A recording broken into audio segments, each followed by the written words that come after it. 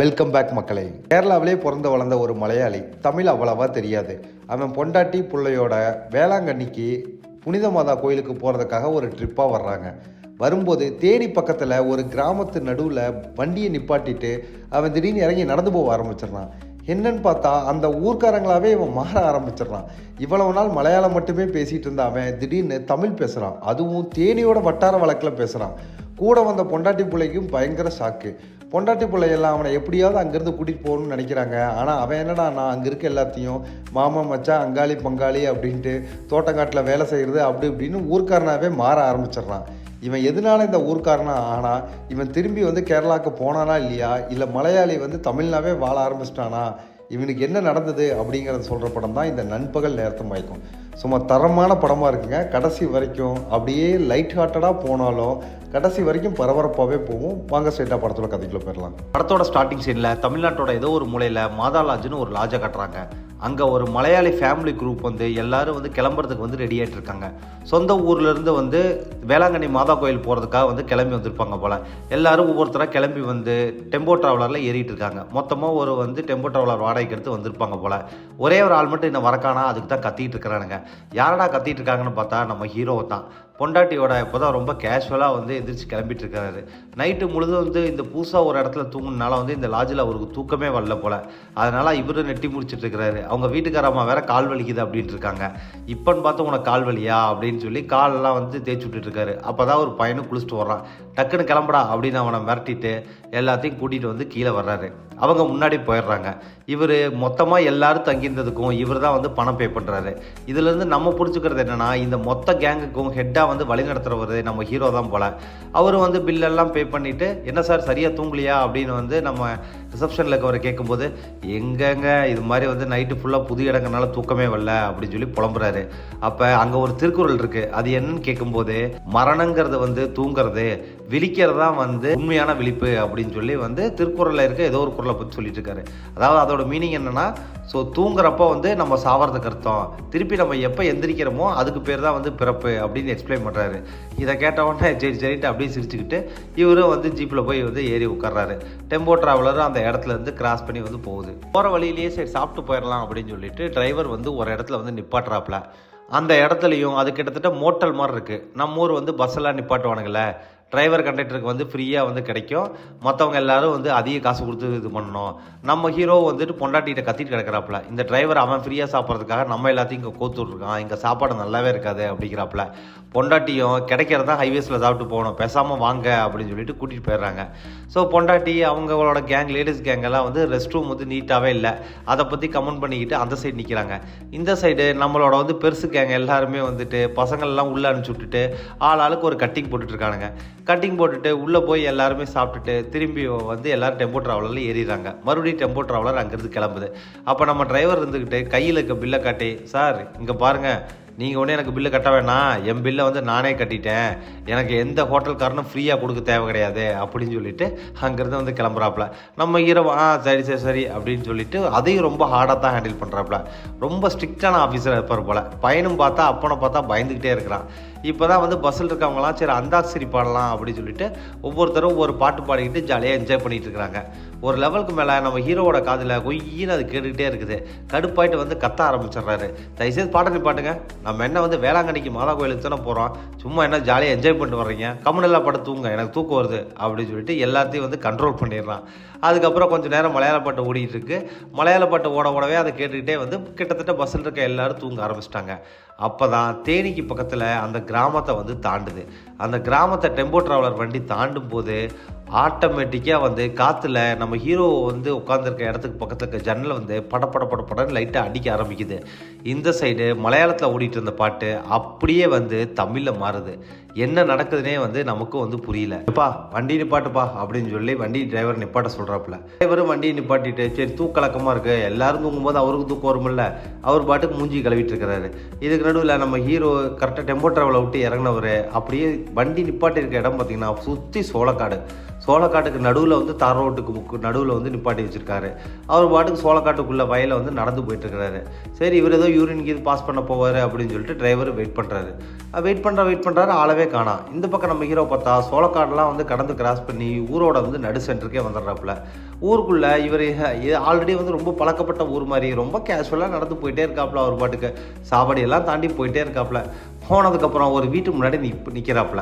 அந்த இடத்துல போய் அந்த ஒரு மாட்டுக்கு வைக்கப்புல்லை எடுத்து வந்து மாட்டுக்கு போட்டுட்டு அப்படியே அந்த வீட்டோட கொடியில் முன்னாடி வந்து கைலி வந்து காஞ்சிட்டு இருக்கோம். உடனே தன்னோட வெள்ளை வேட்டியை மட்டும் கழட்டி வந்து கொடியிலேயே மடி போட்டுட்டு அந்த கங்கி எடுத்து வந்து மாட்டிக்கிட்டு உள்ளே போனால் ஒரு வயசான அம்மா, கண்ணு தெரியாத அம்மா, எப்போ பார்த்தாலும் டிவியில் வந்து எம்ஆர் ராதா படம் பார்த்துட்டே இருக்கோம். படம் பார்க்க முடியாது, கேட்க மட்டும்தான் முடியும். படம் ஓடிட்டு இருக்கோம், அந்த டைலாக் கேட்டுட்டு இருக்கோம். அந்த அம்மா வந்து கொட்டைப்பாக்கை எடுத்து வந்து வாயில் போட்டு வந்து அரைச்சிக்கிட்டே வந்து அந்த படத்தோட டைலாக்லாம் கேட்டுட்டு இருக்குது. இவரும் போய் பக்கத்தில் கேஷுவலாக உட்காந்துட்டு அந்த கொட்டைப்பாக்கை ஒன்று எடுத்து இவர் வாயில் போட்டுக்கிறாரு.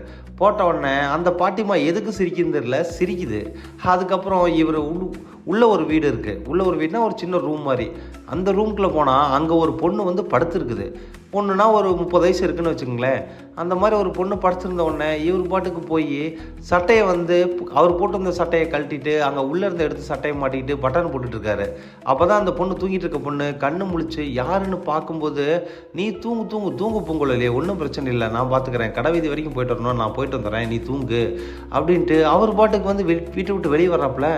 அந்த பொண்ணு யார் இது, நம்ம வீட்டுக்குள்ளே வந்துட்டு எம்பேரை சொல்லி கூப்பிடுது அப்படின்னு சொல்லிட்டு அந்த பொண்ணு இப்போ எந்திரிச்சு வெளியே வந்து பார்த்தா அந்த பொண்ணோட வந்து மாமியார் தான் அந்த கண்ணு தெரியாத பாட்டி. அதுவும் இல்லாமல் மாமனார் வந்து திண்ணையில் தான் படுத்திருக்காரு. சரின்னு இவன் போய் சமையல் ரூமில் ஏதோ உருட்டிகிட்டு இருந்த உடனே மாமனார் போய் எழுப்புறான். என்னம்மா, யாரும்மா சமையல் ரூமில் உருட்டுன்னு சொல்லும்போது, தெரியலம்மா அப்படின்னு சொன்ன உடனே அவரு எட்டி பார்க்கலான்னு போகிறாரு. அங்கே போனால் அவன் சாப்பிட்றதுக்கு எதுவும் இல்லைன்ட்டு டீயை வச்சுட்டு இருக்கான். அவன் வேற கத்திட்டு வேற இருக்கான். இந்த ரசத்தை மட்டும் வைக்காதன்னு ஒன்று எத்தனை நாள் சொல்கிறேன், புளிக்குழம்பாவது வைக்க வேண்டியதானே அப்படின்னு உடனே இங்கே பார்க்குற நமக்கு ஆடியன்ஸுக்கு பயங்கர ஷாக்கிங்காக இருக்குது. என்னடா, கேரளாவில் பிறந்த ஒரு மலையாளி திடீர்னு வந்து தேனி பக்கத்தில் ஒரு கிராமத்துக்குள்ளே போயிட்டு அந்த வீட்டுக்காரனாவே வாழ்ந்துட்டு இருக்கேடா அப்படிங்கிற மாதிரி தான் இருக்குது. அந்த ரூம் விட்டு வெளியே வந்து டீ குடிச்சிக்கிட்டே வர்றான்.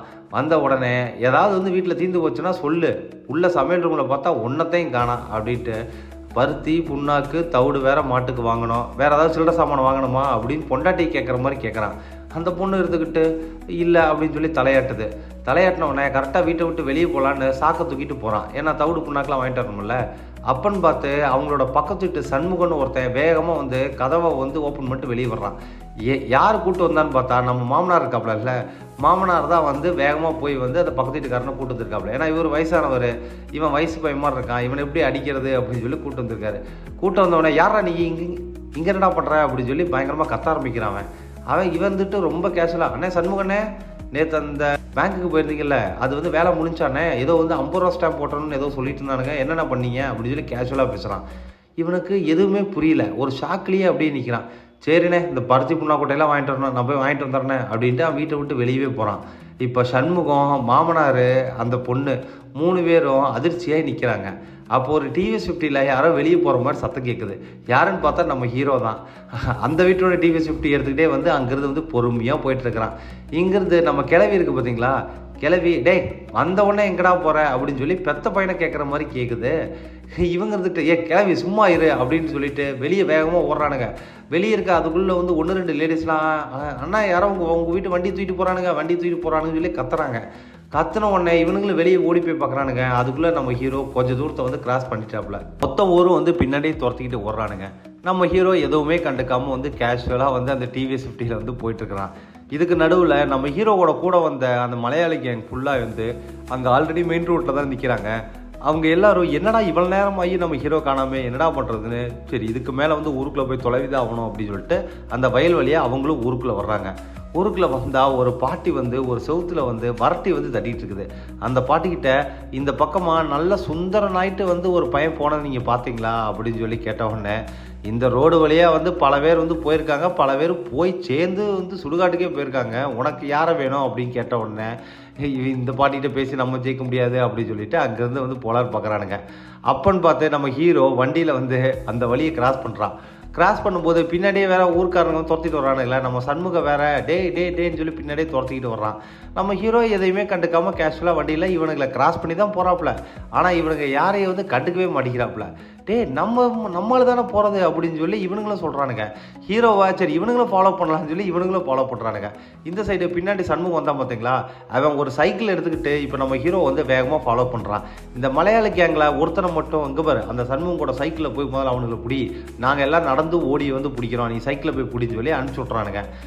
அவன் போன உடனே ஐயோ யாரியா நீ, என் சைக்கிள் எதுக்கே தேவையில்லாம மீறி உட்கார்ற அப்படின்னோடனே, இல்லைண்ணே நீங்கள் துரத்திட்டு இருக்கீங்கல்ல, அவர் என்னோட அண்ணன் தான், என்னோட சேட்டா தான் அப்படின்னோடனே, அப்படியே விஷயம் சரி வா உட்காருன்ட்டு பைத்தியக்காரனாக இருக்கு பொம்பளையா அப்படின்னு சொல்லிட்டு வேகமாக நம்ம சண்முகன் வந்து துரத்திட்டு இருக்கான். இதுக்கு நடுவில் நம்ம ஹீரோ வண்டியில் போயிட்டு இருக்கிறாருல, அப்போ ஆப்போசிட்டில் அவரோட வந்து உண்மையான பொண்டாட்டி வந்து பயணம் வர்றாங்க. அவங்க வந்த உடனே ஆப்போசிட்டில் வந்த உடனே நேராக இவங்க போய் குறுக்க நிற்கிறாங்க. நின்ன உடனே இவர் பிரேக்கை போட்டுட்டு, ஏமா அறிவில்லை உனக்கு குறுக்க வந்துக்கிட்டு இருக்க அப்படின்னு உடனே முதல்ல நம்ம ஹீரோ தமிழ் பேசுகிறதே அவங்களுக்கு ஷாக்கு. ஏன்னா நம்ம ஹீரோக்கு வந்து தமிழ் பேச தெரியாது, என்ன பேசுறது தெரியாமல் திருன்னு வந்து அழுங்காமல் வந்து ஒதுங்குறாங்க. லூஸு மாதிரி குறுக்க வந்து நின்றுட்டு விட்டு ஒரு ஏற்றுனா என்ன ஆகும் தெரியுமா அப்படின்னு தமிழில் திட்டிட்டு அவர் பாட்டுக்கு வந்து ஸ்ட்ரைட்டாக போயிட்டே இருக்காப்புல. அதுவும் தேனி ஸ்லாங்கில் வேறு திட்டுறாப்லையா, அதனால அவரோட வீட்டுக்கார அம்மாவுக்கு ஒன்றுமே புரிய மாட்டேங்குது. என்னடான்னு இப்படின்னு சொல்லி வந்து யோசிச்சுக்கிட்டே அவர் இந்த பக்கம் வரும்போது தான் இவர் கூட வந்து மலையாள கேங் மொத்த பேர் வந்து அந்த இடத்துல வந்து நிற்கிறாங்க. அவங்ககிட்ட போய் வந்து என்னாச்சுன்னு கேட்டால், என்னாச்சுன்னு தெரில, நம்ம ஹீரோ வந்து ஏதோ வந்து டிவிஎஸ் 50 திருடிட்டு வந்து போயிட்டான் அப்படிங்கிற மாதிரி சொல்கிறாங்க. அவன் எதுக்கு டிவிஎஸ் 50 திருவணும், அவனுக்கு இருக்க சொத்துக்கு எத்தனை டிவிஎஸ் 50 வேணால் வாங்கலாம் அப்படின்னு சொல்லி கூட வந்து அவர் வந்து பொண்டாட்டிக்கிட்ட வந்து கத்திட்டு கிடக்கிறாரு. உண்மையை சொல்லுமா, வீட்டில் அவனுக்கு இதுக்கு முன்னாடி இந்த மாதிரி ஏதாவது பிரச்சனை இருந்திருக்கா, உண்மையை சொன்னேன்னா தான் எதாவது ஹெல்ப் பண்ண முடியும் அப்படின்னு. ஆனால் சத்தியமாக இல்லைங்கண்ணா அப்படின்னு சொல்லி வந்து அந்த பொண்ணு எக்ஸ்பிளைன் பண்ணுது. சரி ஓகேன்ட்டு அந்த வந்து ஊர்க்காரங்ககிட்டையும் வந்து நம்ம ஹீரோவோட பொண்டாட்டியை கூட்டிகிட்டு போய், இங்கே பாருங்கள் அவன் திருடன்லாம் கிடையாது, ஏதோ வந்து மண்டை குழம்பே இப்படி பண்ணிட்டு இருக்காப்புல, இவங்க தான் வந்து அந்த இப்போ வந்து வண்டி எடுத்துகிட்டு போனால் நீங்கள் சொல்கிறீங்கல்ல, அவரோட வந்து வீட்டுக்காரம்மா நாங்கள் ட்ரிப்பு வந்தோம் அப்படின்னோடனே அவங்களும் என்னடா பண்ணுறது அப்படின்னு சொல்லிட்டு அவங்களும் ஒரு நல்ல நிலைமையை புரிஞ்சுக்கிறாங்க. அதில் ஒரு அம்மா இருந்துக்கிட்டு, சரி அவர் வந்து எந்த வீட்டுக்கு போனாரோ அந்த வீட்டுக்கு எங்களை கூட்டிகிட்டு போக முடியுமா அப்படின்னோடனே, சரி வாங்க கூட்டிகிட்டு போகிறேன் அப்படின்னு சொல்லி அந்த அம்மா வந்து நம்ம ஹீரோட வீட்டுக்கார அம்மாவை, நம்ம ஹீரோ வந்து இவ்வளோ நேரம் ஒரு வீட்டுக்கு போய் தங்கியிருந்தாப்புல அந்த வீட்டுக்கு வந்து கூட்டிகிட்டு போகிறாப்புல. அங்கே கிட்ட போகவே நம்ம ஹீரோவோட வீட்டுக்கார அம்மாவுக்கு ஒரு மாதிரி மயக்க வர மாதிரி ஆயிடுது. பையன்தான் தாங்கி பிடிக்கிறான். அவங்க வீட்டுக்கு பக்கத்துலேயே ஒரு திண்ணையில் வந்து உட்கார வச்சு தண்ணியும் கொடுக்குறாங்க. அவங்க இடத்துலேருந்து யோசிச்சு பாருங்கள், புருஷன் வேளாங்கண்ணி மாதா கோயிலுக்கு டூர் போகிறதுக்காக வந்த இடத்துல திடீர்னு மொழி தெரியாத வந்து ஒரு ஊரில் தமிழ்நாட்டில் ஒரு ஊருக்குள்ளே இறங்கி அந்த ஊருக்காரனாவே வந்து டிவிஎஸ் 50 எடுத்து ஜாலியாக சுற்றிட்டு இருக்கான். இதை நினச்சி வந்து அவங்க வந்து அழுவுறதா இல்லை கோவப்படுறதா எதுவுமே அவங்களுக்கு தெரியல. இப்போ தான் நம்ம ஹீரோவை கட்டுறாங்க. அவர் பாட்டுக்கு டிவிஎஸ் 50 எடுத்துக்கிட்டு ஒரு பாவக்காய் தோட்டத்தில் போய் பாவக்காவை செக் பண்ணிட்டு இருக்காரு.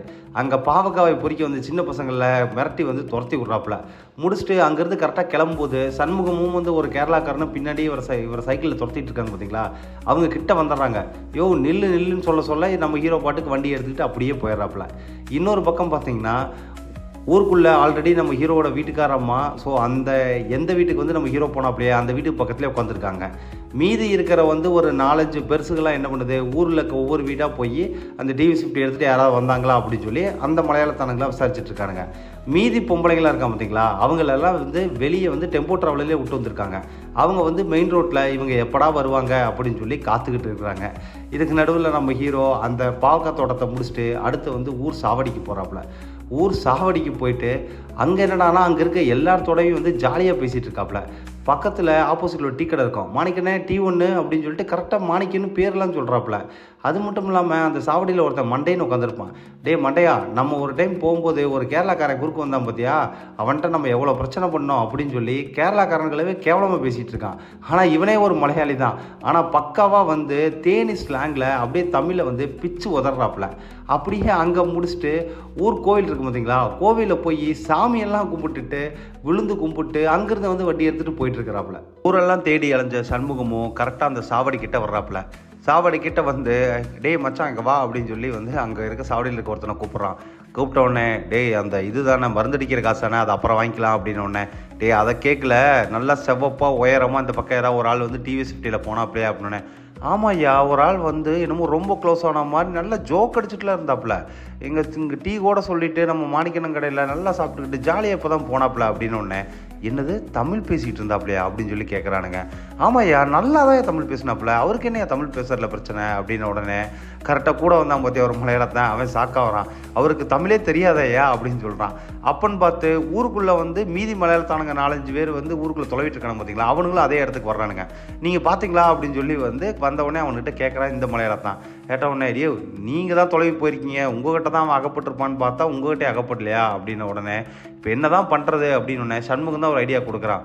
ஒன்று பண்ணலாம், அவர் வந்து ஊரை விட்டு ஓடி போகிற ஆள் மாதிரி தெரியல, அவர் திருடன் கிடையாது, ஏதோ ஒன்று அவரை வந்து பேய் அடிச்சிருக்குது, இல்லை ஏதோ ஒன்று அடிச்சிருக்குது, கண்டிப்பாக வந்து அவரோட வீட்டுக்கே வந்து அங்கே நைட்டு கண்டிப்பாக சாயங்காலம் டைமில் திரும்பி வருவாப்புல, நம்ம எல்லோரும் வீட்டில் போய் வெயிட் பண்ணுறதா உத்தேசம், பின்னாடியே அலைஞ்சு டயர்டு தான் ஆகுது அப்படின்னு ஒன்று.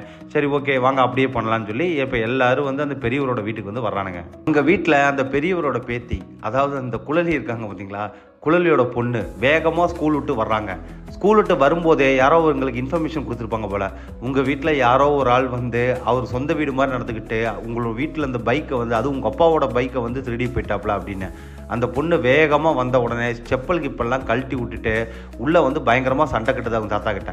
ஏதாத்தா உங்களுக்கு அறிவில்லையா, ஊருக்குள்ளே என்ன நடக்குதுன்னே வந்து உனக்குலாம் தெரியாதா, யாரோ ஒருத்தர் வந்தால் அது அப்பாவோட பைக்கை வேறு எடுக்க விட்டுருக்க அப்படின்ட்டு வீட்டுக்குள்ளே போயிட்டு யூனிஃபார்ம் ஸ்கூல் யூனிஃபார்ம் மாற்றிட்டு ட்ரெஸ்ஸை மாற்றிட்டு வர்றான். மேபி ஒரு +1 +2 படிக்கிற மாதிரி பெரிய பிள்ளையாக தான் இருக்கா, ஆனாலும் வந்து ஸ்கூல் படிக்கிற பிள்ளை தான். வெளியே வந்துட்டு கலர் ட்ரெஸ்ஸில் வந்துட்டு பக்கத்து வீட்டு தாத்தாவை கூப்பிட்றான்.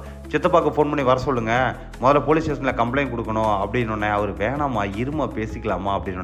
அவங்களுக்கும் சூழ்நிலை புரியுது, யாரோ ஒருத்தர் இந்த வழியாக வந்து ட்ராவல் பண்ணி வந்தவர், திடீர்னு வந்து மலையாளியாக இருந்தவர், இந்த வீட்டில் வந்து ஆல்ரெடி இறந்து போன ஒருத்தரோட பேய் அடிச்சிருச்சோ என்னமோ தெரியல, அதனால் அவர் மாதிரியே நடத்துக்கிறாரு அப்படின்னு சொல்லி அந்த பெரியவர் புரிஞ்சுக்கிட்டு சின்ன பொண்ணை அமைதிப்படுத்துறாரு. ஆனால் அந்த பொண்ணு கேட்காம வேகமாக உள்ளே போயிடுது. இப்போ தான் நம்ம ஹீரோ எங்கன்னு காட்டுறாங்க. சாயங்காலம் ஒரு 7 மணி ஆயிடுச்சு இதெல்லாம் நடந்து முடிகிறதுக்கு. அவர் ஜாலியாக வந்து லோக்கல் அங்கே இருக்க டாஸ்மாகில் சரக்கு அடிச்சுக்கிட்டு பாரில் ஜாலியாக அங்கே இருக்கவங்களோட அரட்டை அடிச்சுக்கிட்டு இப்போ தான் வந்து வீட்டுக்கு வர்றாப்புல. வண்டியை கொண்டாந்து நிப்பாட்டிட்டு வழக்கம் போல் வந்து அந்த வீட்டு மாட்டுக்கு வந்து வைக்கப்புல் அள்ளி போட்டுட்டு அவர் பொண்ணை வந்து முத்துவை கூப்பிட்றாரு. என்ன முத்து ஸ்கூல் முடிஞ்சா எப்படா கண்ணு வந்த அப்படின்னு சொல்லி பொண்ணு பேரை கரெக்டாக சொல்கிறாப்புல. உள்ளே இருக்கிற பொண்ணுக்கும் ஷாக்கு, இந்த ஐயனுக்கும் ஷாக்கு. ஸோ வந்து பருத்தி கொட்டை புண்ணாக்கெல்லாம் வாங்கிட்டு வந்துருப்பாள் போகிற, அதை எடுத்து வந்து திண்ணையில் அப்படியே வச்சுட்டு மீதி காசை எடுத்து வந்து அவங்க அப்பாட்ட வந்து கொடுக்குறாரு. அவங்க அப்பான்னு வந்து அவர் நினச்சிட்டு இருக்கிறாரு, ஆனால் அவர் வந்து உண்மையான அப்பா கிடையாது. அந்த பெரியவர்கிட்ட காசை கொடுத்த உடனே அந்த பெரியவர் காசை வாங்கிட்டு அமைதியாக வந்து இவரையே பார்த்துட்டு இருக்கிறாரு. நைட்டு வேறு 7 மணிக்கு மேலே இருட்டாயிடுச்சு. அப்போ நம்ம ஹீரோட வீட்டுக்காரம்மா, அதுவும் இல்லாமல் அந்த கேரளாக்காரங்களாம் அங்கே இருக்காங்கல்ல, எல்லாரும் சேர்ந்துக்கிட்டு நம்ம ஹீரோவை வாங்க நம்ம வீட்டுக்கு போகலாம் அப்படின்னு அவர் கட்டின பொண்டாட்டிவே ஏமா யாருமா நீ அப்படின்னு கேட்குறாரு. அங்கே இருக்கவங்களாம் ஷாக்கு, கொஞ்சம் கொஞ்சமாக டென்ஷனாக ஆரம்பிக்கிறாங்க. சேட்டா கம்முன்னு வாங்க நம்ம வீட்டுக்கு போகலாம் அப்படின்னு இழுக்கும்போது பக்கத்தில் இருக்க நம்ம சண்முகண்ணனும் தம்பி போயிட்டு வாங்க தம்பி அப்படின்னு சொல்லி அனுப்புறாரு. எல்லாரும் இப்படி சொன்ன உடனே நம்ம ஹீரோவுக்கு செம்ம டென்ஷன் ஆயிடுது. உடனே பக்கத்தில் இந்த சண்முகன்கிட்ட ஏன்னா நான் இந்த ஊர்க்கார இல்லையா, நான் எதுக்குன்னே வந்து அவங்களோட போகணும் அப்படின்ட்டு செம்ம டென்ஷன் ஆகிறாப்புல. அப்போ பக்கத்தில் மருதுன்னு வந்து ஒரு பெரிய ஒருத்தர் இருப்பார், அவங்க அப்பாவோட ஃப்ரெண்டு. அவர்கிட்ட போய் ஏன்னா மருதனே உங்கள் பொண்ணு வயிற்று வலியால் துடிச்சப்ப நான் தானே கூட ஹாஸ்பிட்டல் அட்மிட் பண்ணேன், நான் இந்த ஊர்க்கார இல்லையா, மணி உங்கள் அப்பனை சொல்கிறா நான் இந்த ஊர்க்காரன் இல்லைன்ட்டு, நான் இங்கேருந்து போகிறேன்டா அப்படின்னு சொல்லி ஹீரோவும் கொஞ்சம் கொஞ்சமாக ரைஸாக ஆரம்பிக்கிறாரு. அப்பன்னு பார்த்து லைட்டாக வந்து அந்த கேரளாக்காரங்களாம் சேர்ந்து இதுக்கு மேலே இவன் பேசினா அடக்க மாட்டான் அப்படின்ட்டு அவனை அங்கேருந்து இழுத்து கூட்டு போகலாம் ட்ரை பண்ணும்போது நம்ம ஹீரோ கடுப்பாயிட்டு அவங்க எல்லாத்தையும் பிடிச்சி தள்ளிவிட ஆரம்பிச்சிடுறாரு. யாரா நீங்கள் எங்கேருந்தோ வந்து கேரளாலேருந்து வந்து என் ஊரில் தேனியில் என்னை வந்து இங்கேருந்து தூக்கிட்டு போக பார்க்குறீங்களா அப்படின்னு கத்துன உடனே அதுக்கப்புறம் உள்ளே நான் கட்டின பொண்டாட்டி குழலையும் என் பொண்ணு முத்து இருக்காங்க, அவங்கள சொல்கிறா நான் வந்து இங்கேருந்து வர்றேன், எங்கள் அப்பா இங்கே நிற்கிறாப்புல இல்லை அவரை சொல்ல சொல்லு, இல்லைன்னா கண்ணு தெரியாத என் ஆத்தா உள்ளே உட்காந்துருக்கால அவளை சொல்கிறா இங்கேருந்து வர்றேன் அப்படின்னு சொல்லிட்டு பயங்கரமாக ஆக்ரோஷமாக கத்திட்டு அந்த இடத்துலையே வீட்டு வாசலையே அப்படியே வந்து ஒரு 5 செகண்ட் வந்து படுத்துடுறாப்புல. படுத்துட்டு என்ன நினச்சாரோ தெரில, கோவமாக வந்து எதிர்த்து வீட்டுக்குள்ளே போயிட்டு அவங்க ஆத்தா வந்து டிவியில் ஏதோ வந்து படம் பார்த்துட்ருப்பாங்க, பழைய ஜெய்சங்கர் படம் வந்து பார்த்துட்ருப்பாங்க. கம்முன்னு வந்து அவங்க அம்மாவோட மடியில் கம்முன்னு வந்து படுத்து வந்து தூங்க ஆரம்பிச்சிருவார். ஸோ இதை பார்த்த உடனே அவங்க அம்மாவும் வந்து கண்ணு தெரியாதம்மாவும் எதுவும் சொல்ல மாட்டாங்க, அவங்க பாட்டுக்கு வந்து அந்த பையனை தட்டி கொடுத்துட்டு அவங்க பாட்டு அமைதியாக இருப்பாங்க. அப்போ தான் இந்த கோவமாக இருக்க எல்லா கேரளாக்காரங்களையும் கொண்டு போய் பக்கத்தில் இருக்க திண்ணையில் உட்கார வச்சுட்டு இப்போ நம்ம வந்து ஊர் தர்மகர்த்தா பேசுகிறாரு. இங்கே பாருங்கள், இந்த பெரியவர் பேர் வந்து பழனி. இவரோட பையன் பேர் சுந்தரம். 2 வருஷத்துக்கு முன்னாடி ஒட்டஞ்சத்திரத்தில் இருக்கிற ஒரு சந்தைக்கு போனான். போயிட்டு திரும்பி வரவே இல்லை. எத்தனை நாள்ரா இருக்கும் கரெக்டாக அப்படின்னோடனே, ஆனால் என்னையோட கரெக்டாக 2 வருஷம் ஆகுதுண்ணே. இதே நாள் தானே சுந்தரம் காணாமல் போனான் அப்படின்னோடனே, சுந்தரம் மாதிரியே இவரோட நடவடிக்கை எல்லாமே இருக்குது. ஒரு வேளை சுந்தரத்தோட ஆவி இவரோட உடம்புக்குள்ளே பூந்துருச்சா என்னன்னு தெரியல. இப்போதைக்கு அவரை கூட்டு போக முடியாது அப்படின்னோடனே, என்ன சார் விளையாடுறீங்களா? நாங்கள் கூட்டு போகாமல் எப்படி சார் இங்கே போக முடியும்? பாருங்கள் சார், பொம்பளைங்கெல்லாம் டூருக்கு வந்தவங்க சார் வேளாங்கண்ணிக்கு.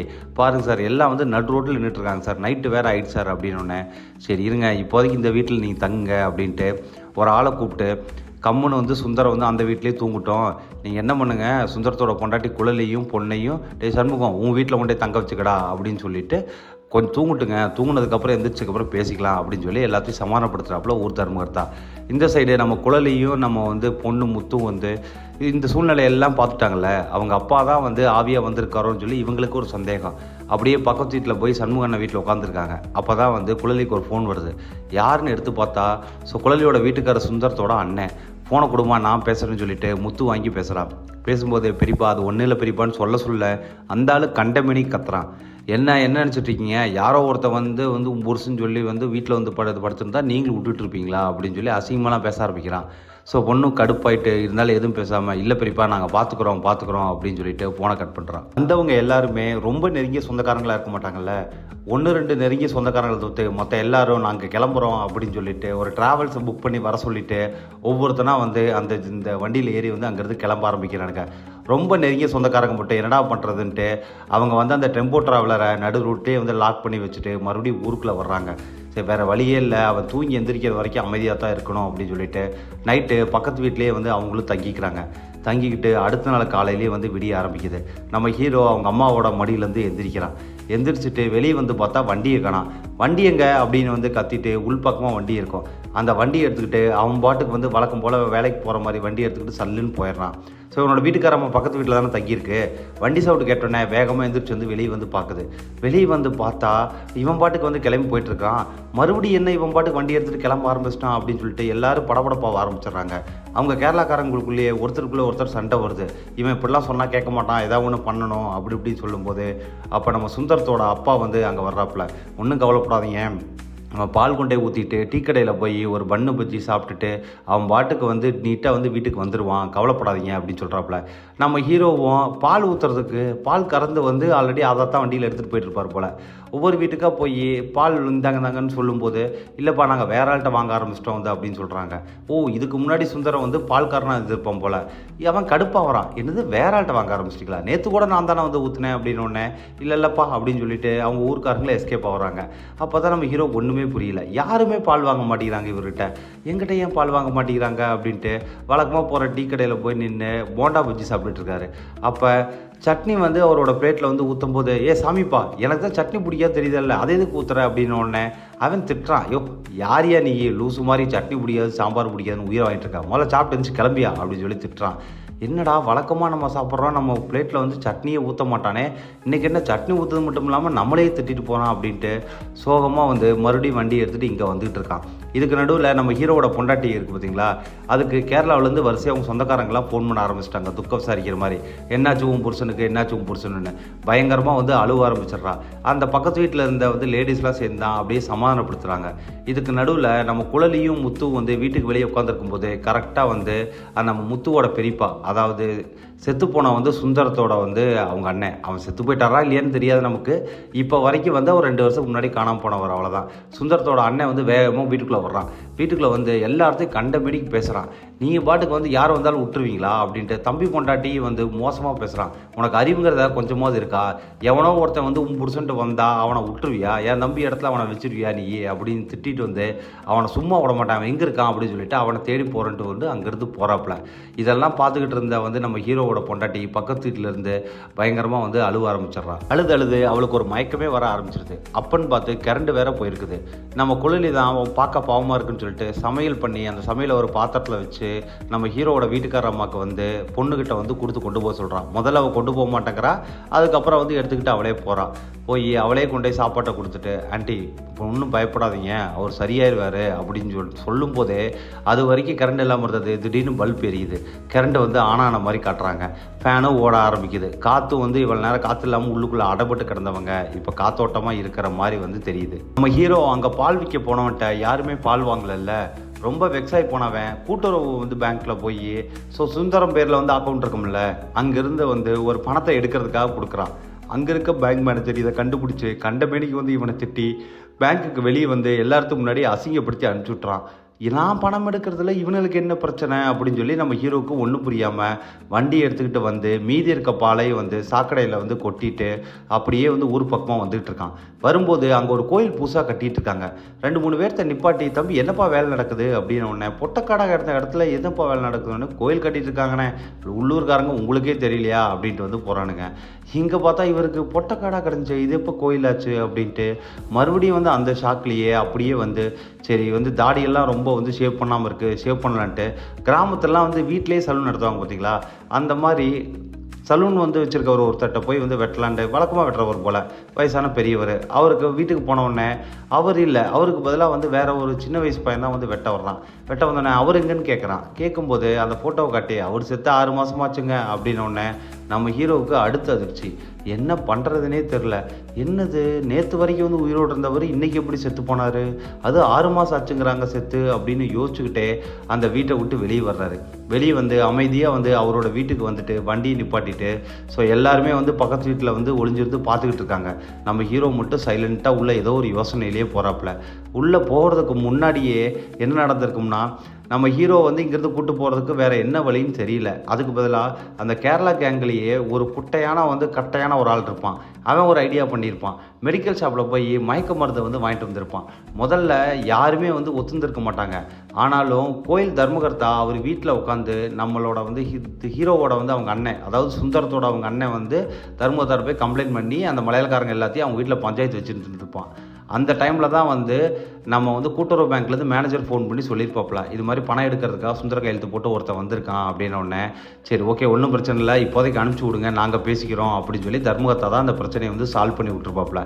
இப்போ தர்மகர்த்தாவும் வந்து வேறு வழி இல்லாமல் அவனுக்கு கேரளாக்காரனுக்கு சொன்ன மாதிரி மருந்தை வந்து சாப்பாட்டில் கலந்து கொடுத்து மயக்கமடைய வச்சு கிட்டத்தட்ட 8 மணி நேரம் மயக்கத்தில் இருப்பாப்ல. அதுக்குள்ளே நாங்கள் கேரளா வீட்டுக்கு கூட்டிகிட்டு போயிடறோம் அப்படிங்கிறதுக்கு ஒத்துக்கிறாப்புல.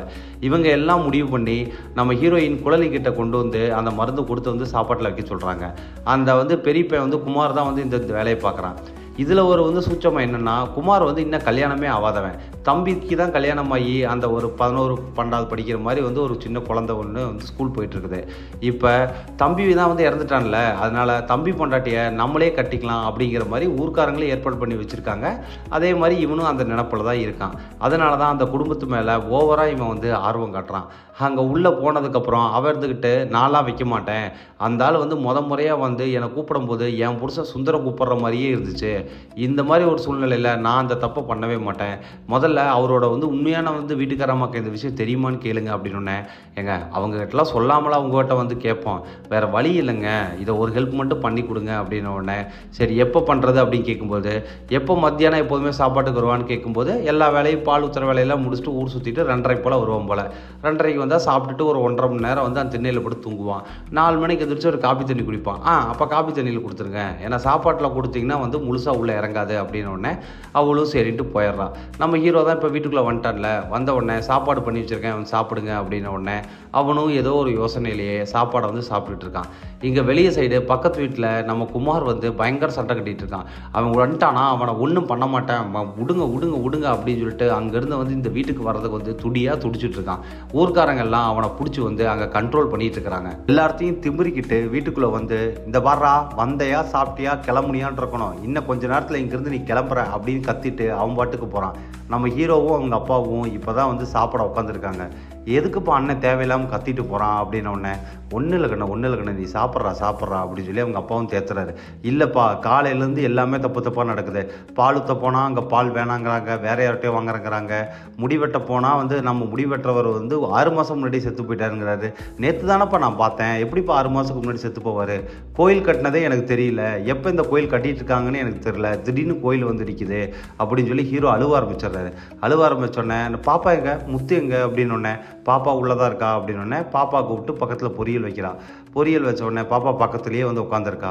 நம்ம ஹீரோவும் சாப்பிட்டுட்டு அவங்க அம்மாவுக்கு வந்து வெத்தலை பாக்கெல்லாம் வந்து மடித்து கொடுத்துட்டு வெளி திண்ணையில் வந்து கம்முன்னு படுத்துடுறான். கம்முன்னு 1 மணி நேரம் 1.5 மணி நேரம் தூங்கினதுக்கப்புறம் நம்ம ஹீரோவுக்கு டக்குன்னு வந்து அவன் வந்து அந்த டெம்போ ட்ராவலரில் வந்தது இறங்கினதெல்லாம் வந்து மைண்டில் வந்து ஏதோ ஒரு வந்து மெமரி மாதிரி வந்து ஓடிக்கிட்டு இருக்கு. டக்குன்னு நம்ம ஹீரோ கண்ணு முழிக்கிறான். முழிக்கும்போது பார்த்தா கண்ணு மைண்ட் தெரியுது. வேற ஏதோ ஒரு இடத்துல வந்து படுத்திருக்க மாதிரி வந்து நம்ம ஹீரோவுக்கு வந்து தோணுது. எந்திரிச்சு வெளியே வர்றான். வெளியே வரும்போது ஆப்போசிட் வீட்டில் அவன் பொண்டாட்டியும் வந்து அவனோட பையனும் பாவமாக வந்து நின்றுட்டு இருக்காங்க. அவங்க கிட்ட போகிறான். கிட்ட போய் அவங்க மூஞ்சி பார்த்துட்டு போகலாம் அப்படின்னு ஒரே வார்த்தை தான் சொல்கிறான். அவங்களுக்கு புரிஞ்சிருச்சு, இவனுக்கு பழைய ஞாபகம்லாம் வந்துருச்சு அப்படிங்கிறது புரிஞ்சிருச்சு. 2 பேர் வந்து கட்டி பிடிச்சிக்கிறாங்க வந்து நம்ம ஹீரோவை. கட்டி பிடிச்சதுக்கப்புறம் அவன் சட்டையெல்லாம் பார்க்குறான். சட்டையெல்லாம் வேறு ஏதோ சட்டை இருக்கிறதா பார்க்குறான். அவனோட சட்டையெல்லாம் ஆல்ரெடி வந்து நம்ம ஹீரோயின் குழலி வந்து பேக்கில் போட்டு நம்ம வந்து பொண்டாட்டிகிட்ட கொடுத்துருப்போம் பார்த்திங்களா, அந்த சட்டையெல்லாம் உள்ளே இருக்கும். போய் ட்ரெஸ்ஸு எல்லாம் மாற்றிக்கிட்டு வெளியே வர்றாங்க. வெளியே வந்தோடனே இவங்களை வந்து குழலியோட பொண்ணையும் பார்த்து கையெடுத்து கும்பிட்டு அங்கேருந்து வந்து அப்படியே நம்ம ஹீரோ நடந்து போகிறாப்புல. கூடவே கேரளாக்காரங்க எல்லாமே வந்து கிளம்பி போகிறாங்க. இது வரைக்கும் தமிழில் பேசிகிட்டு இருந்தவர் இப்போ மலையாளம் மட்டும்தான் பேசுகிறாரு. அமைதியாக நடந்து அவங்க வந்து டெம்போ ட்ராவலர் இருக்கிற இடத்துக்கு வந்துடுறாங்க. வந்துட்டு டெம்போ ட்ராவலரில் அங்கேருந்து அப்படியே கிளம்பி வந்து அவங்க ஊரான கேரளாவுக்கு வந்து இப்போ புறப்பட்டுட்டாங்க. படத்தோட எண்டில் அந்த கிராமத்துக்குள்ளே வந்தனால நம்ம கேரளாக்காரருக்கு சுந்தரத்தோட நினைவுகள் எல்லாம் வந்துச்சா, இல்லை ஒரு ஆவியாக வந்து சுந்தரம் செத்து போயிருந்து அவனோட வந்து ஆவி வந்து நம்ம ஹீரோவோட உடம்புக்குள்ளே வந்துச்சா அப்படிங்கிறத நம்மளோட பாயிண்ட் ஆஃப் வியூக்கே ஓப்பனாகவே விட்டுருவாங்க. இந்த கதையை எடுத்த இந்த படத்தோட டைரக்டர் எந்த பாயிண்ட் ஆஃப் வியூவில் இந்த படத்தை எடுத்தார்னா, ஆக்சுவலாக அவர் வந்து ஒரு மலையாளி அப்பாவுக்கும் தமிழ் அம்மாவுக்கும் வந்து பிறந்தவர். அவர் தமிழ்நாட்டுக்கு வரும்போது அவரை எல்லாருமே வந்து பக்காவாக ஒரு தமிழ்காரராக பார்ப்பாங்க. அவர் மறுபடியும் வந்து அவங்க அப்பா ஊருக்கு வந்து திரும்பி போகும்போது அவர் அங்கே பக்கா மலையாளியே பார்ப்பாங்க. ஸோ இந்த மாதிரி டிஃப்ரெண்ட்டான 2 கல்ச்சரில் வாழ்ந்தவர் தான் இந்த படத்தோட டைரக்டர். அதனாலேயே ஒரு மலையாளி சடனாக வந்து திடீர்னு வந்து ஒரு இடத்த கிராஸ் பண்ணும்போது தமிழாளாக மாறினா அவன் வாழ்க்கையில் என்னென்ன நடக்கும் அப்படிங்கிறத இந்த கதையாக வந்து உருவாக்கி வச்சுருந்தார். இந்த படம் கண்டிப்பாக உங்களுக்கு பிடிச்சிருந்துன்னு நினைக்கிறேன். இந்த படத்தை பற்றின உங்களோட கருத்தை என்னங்கிறத உள்ளே பதிவிடுங்க. ஸோ என்னென்னா வந்து இந்த படத்தில் வந்து ஒரு வேளை வந்து அந்த ஸ்பிரிச்சுவலாக அந்த ஆவினால தான் வந்து நம்ம ஹீரோ அஃபெக்ட் ஆகிருந்தாரா, இல்லை வேறு ஏதாவது ஒரு காரணத்தினால வந்து நம்ம ஹீரோ அஃபெக்ட் ஆகி ஒரு மலையாளி தமிழ்காரனாக வந்து மாறினாரா அப்படிங்கிறத வந்து நீங்கள் கமெண்ட்டில் சொல்லுங்கள். ஸோ வந்து நல்ல ஒரு ஆரோக்கியமான டிஸ்கஷனாக இருக்கும். அடுத்த ஒரு நல்ல படத்தில் மறுபடியும் உங்களை மீட் பண்ணுறேன். So this is signing off CD Tamilan. Bye bye guys.